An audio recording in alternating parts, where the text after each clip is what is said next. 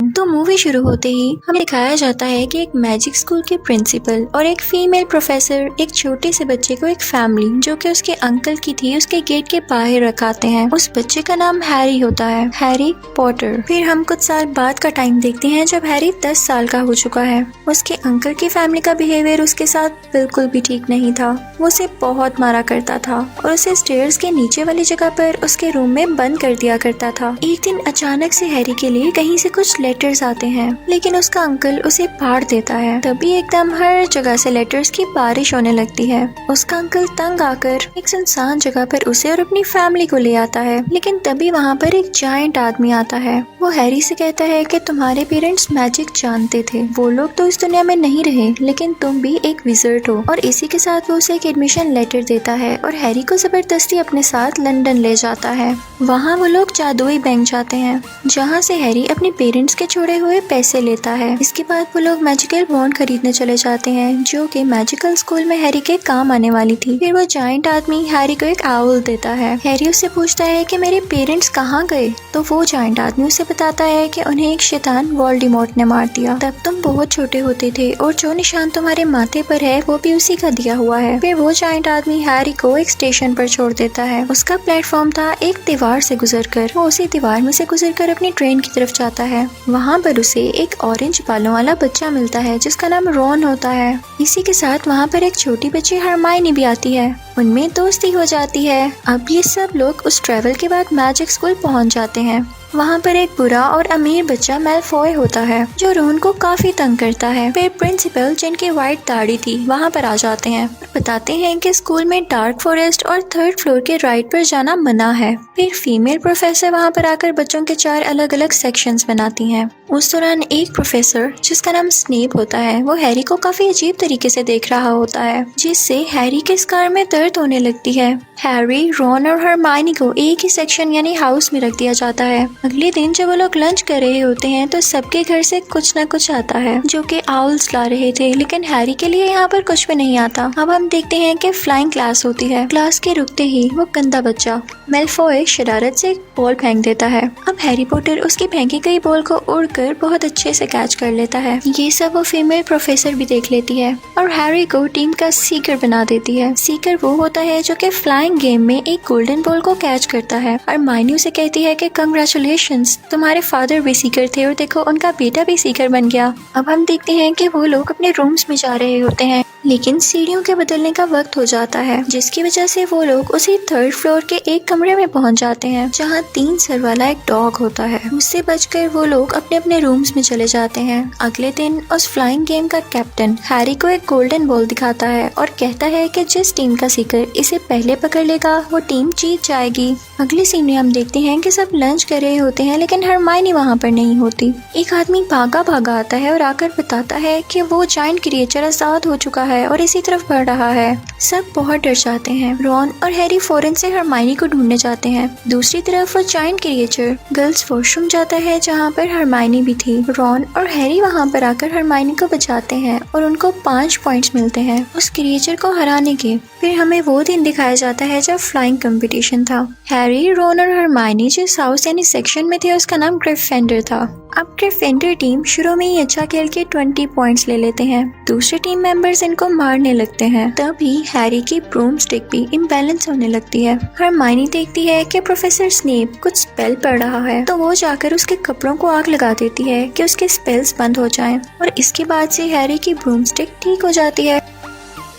Harry को उस ball पकड़ने में बहुत मुश्किल हो रही थी, लेकिन लकीली वो उस बॉल को पकड़कर अपनी टीम को जितवा देता है। अब हम देखते हैं कि क्रिसमस पर हैरी को उसके फादर का इनविजिबल क्लोक मिलता है गिफ्ट के तौर पर। उसका फायदा ये था कि उसको पहनकर वो गायब हो सकता था। वो इसे पहनकर लाइब्रेरी जाता है कि वो कुछ इन्फॉर्मेशन ले सके कि ऐसी क्या चीज है जिसकी प्रोटेक्शन के लिए वो 3 सर वाला डॉग वहाँ पर रखा गया है, लेकिन वो नहीं पता लगा पाता। उसे एक शीशा दिखाई देता है जिसमें उसे अपने पेरेंट्स अपने साथ खड़े हुए नजर आते हैं। तभी वहाँ पर स्कूल का प्रिंसिपल भी आ जाता है और उससे कहता है कि हैरी, ये शीशा तुम्हारे अंदर की विशेष दिखाता है, इस पर यकीन मत करना वरना वीक हो जाओगे। अगले सीन में हम देखते हैं कि हरमाइनी, रॉन और हैरी पता लगा लेते हैं कि वो डॉग एक स्टोन को प्रोटेक्ट कर रहा है जिससे इंसान इमोर्टल इमॉर्टल हो सकता है। उन्हें लगता है कि प्रोफेसर स्नेप इसी स्टोन के पीछे है, लेकिन वो जायंट आदमी उन्हें बताता है कि वो तो खुद प्रोटेक्टर है उस स्टोन का। लेकिन वहाँ पर मेलफॉय उन्हें देख लेता है। वो जाकर फीमेल प्रोफेसर को शिकायत लगाता है, तो वो कहती है कि तुम वहाँ क्या कर रहे थे और उन सब को वहाँ जाने की सजा देती हैं। कहती हैं कि तुम लोग उस जायंट आदमी के साथ डार्क फॉरेस्ट में जाओगे। वहाँ पर हैरी जाके देखता है कि एक अजीब सी चीज ने एक यूनिकॉर्न को मार दिया है। वो उस पर हमला करने लगता है, लेकिन तभी वहाँ पर half human half horse creature आ जाती है। वो उससे कहती है कि यूनिकॉर्न का खून इंसानों को पावर देता है और ये जो कोई भी है पावरफुल होना चाहता है।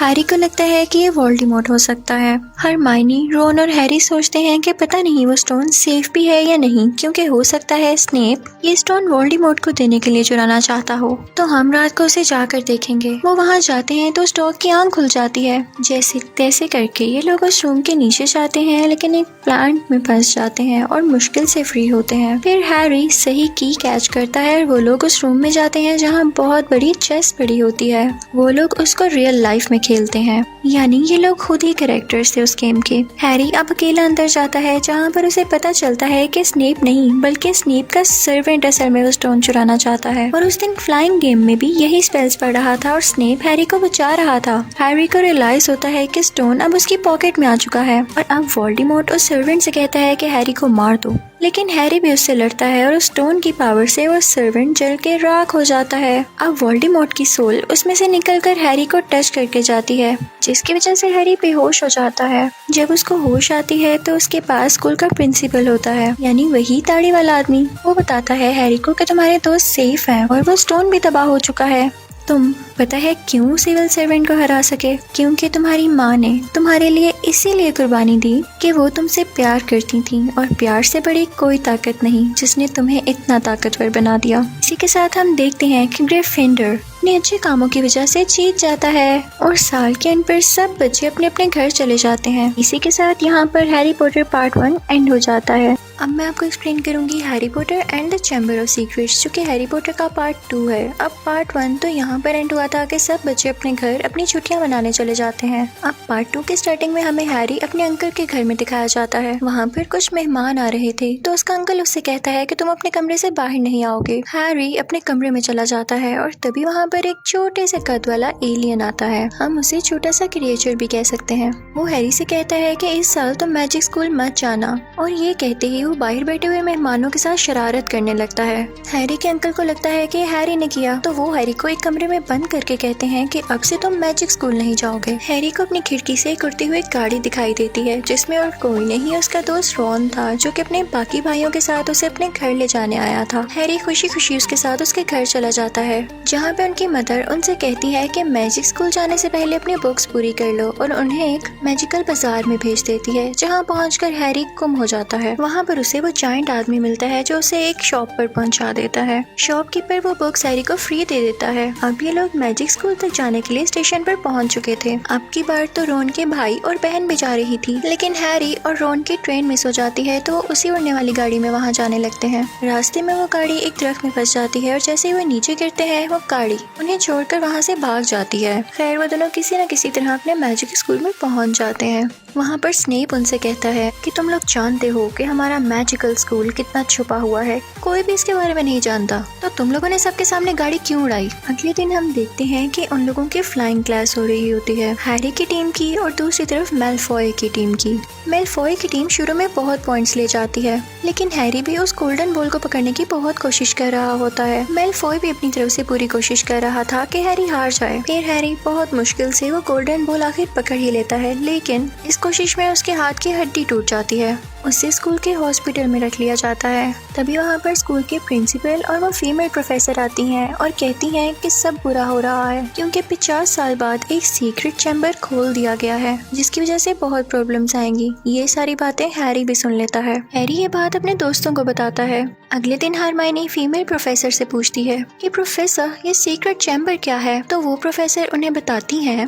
कि इस मैजिक स्कूल को 4 जादूगरों ने बनाया था। उनमें से 3 तो बहुत अच्छे थे, यानी वो ये भी चाहते थे कि ऐसे बच्चे जिनकी फैमिली में से बेशक कोई जादूगर न हो वो भी यहाँ पर आकर पढ़ सकते हैं, जादू सीख सकते हैं। लेकिन जो चौथा जादूगर था वो ऐसा बिल्कुल नहीं चाहता था। तो उसने एक सीक्रेट चैम्बर बनाया जिसमें उसने एक बहुत बड़ा ड्रैगन स्नेक रखा जो उन बच्चों पर अटैक करता है जो कि जादूगरों की फैमिली से नहीं होते। अब उन तीनों दोस्तों को मैलफॉय पर शक होने लगता है क्योंकि वो भी ऐसे बच्चों को पसंद नहीं किया करता था। इस चीज का पता लगाने के लिए वो लोग एक पोशन बनाते हैं जिसे पीकर वो मैलफॉय के दोस्त में बदल जाते हैं और फिर हमें पता चलता है कि सीक्रेट चैम्बर मैलफॉय ने नहीं खोला। दिन गुजरते जाते हैं और अटैक्स बढ़ते जाते हैं और अब की बार तो हरमाइनी पर अटैक हुआ था। वो बिल्कुल बेजान हो जाती है। हैरी उस पर रिसर्च करने लगता है कि आखिर ये है कौन और उसे विजन आता है कि वही जायंट आदमी, उसी ने वो सीक्रेट चैम्बर खोला था। तो इस बात का पता लगाने के लिए रॉन और हैरी उस जायंट आदमी के पास जाते हैं। लेकिन इससे पहले कि वो कुछ बता पाता तो वहाँ पर मैजिक स्कूल के प्रिंसिपल और मैलफॉय के फादर आ जाते हैं। उनके साथ एक और मैजिशियन होता है, लेकिन ये देखते ही हैरी और रॉन फौरन से उस मैजिकल क्लॉक में छुप जाते हैं।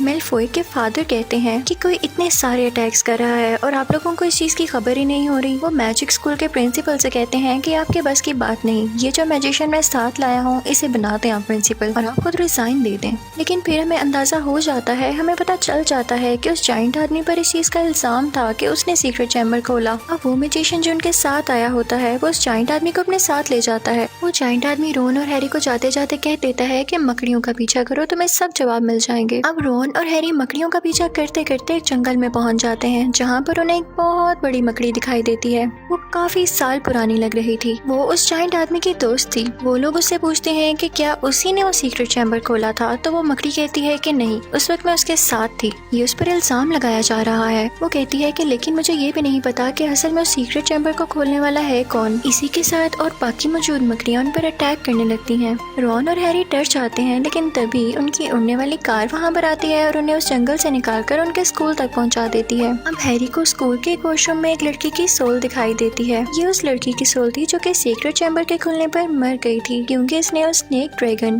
की आंखों में देख लिया था। हैरी सोचता है कि सीक्रेट चैम्बर यहाँ कहीं ही है। वो लोग उस चैम्बर को ढूंढने लगते हैं और रॉन और हैरी को चैम्बर वॉशरूम में ही मिल जाता है। उनके साथ वो शॉपकीपर भी था जिसने हैरी को फ्री बुक्स दी थी। इनफैक्ट वो बुरा आदमी था जो मैजिक स्कूल के राज जानने आया था। वो तो ठीक से मैजिक भी नहीं कर सकता था, सिर्फ बुक्स लिखता था लोगों को उल्लू बनाने के लिए। अब वो तीनों सीक्रेट चैम्बर के अंदर जाते हैं। उन्हें वहाँ पर स्नेक के कुछ साइन मिलते हैं कि यहीं पर रहता है। लेकिन तभी वो शॉपकीपर रॉन की वॉन्ड से उन पर मैजिक पढ़ने लगता है, मैजिक स्पेल करने लगता है। लेकिन लकीली रॉन की वॉन्ड खराब थी तो उस पर उस मैजिक का असर उल्टा खुद पर ही हो जाता है। हैरी रॉन से कहता है कि तुम इस आदमी के पास रहो, मैं अंदर जाता हूँ। अब जब हैरी अंदर जाता है तो देखता है कि रॉन की बहन वहाँ पर बेहोश पड़ी हुई है और उसके साथ एक लड़का खड़ा है जो कि उसे बताता है कि इसमें वो सब मेमोरीज हैं कि जब सीक्रेट चैम्बर को खोला गया था। इस लड़की में ये चीज मैजिक की वजह से आ गई और मैं अब इसको हासिल करना चाहता हूँ। जब ये मर जाएगी तो इसकी सारी मेमोरीज मेरे पास आ जाएंगी और मैं पावरफुल हो जाऊंगा और मैंने ही इसको कंट्रोल करके सीक्रेट चैम्बर खुलवाया है। तभी वहाँ पर वो ड्रैगन स्नेक भी आ जाता है जो कि हैरी पर अटैक करने लगता है। लेकिन किसी तरह से उस मैजिक स्कूल के प्रिंसिपल को खबर हो जाती है और उनका ईगल हैरी की हेल्प के लिए आता है। वो अपने साथ एक स्वर्ड भी लाया था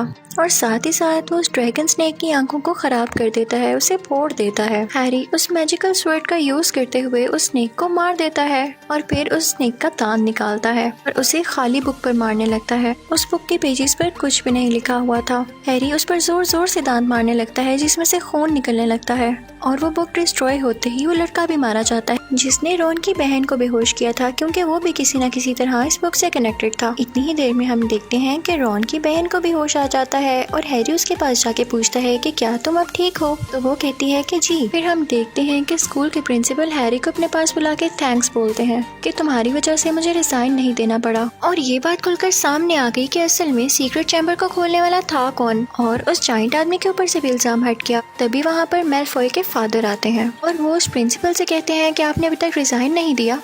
तो वो प्रिंसिपल कहते हैं कि अब पता चल चुका है कि असल में सीक्रेट चैम्बर को खोलने वाला है कौन, तो मैं क्यों रिजाइन करूंगा। हैरी देखता है कि मेलफॉय के फादर के साथ वही छोटा सा क्रिएचर होता है जो कि उसके घर आया था उसे ये कहने के लिए कि तुम इस साल स्कूल नहीं जाओगे।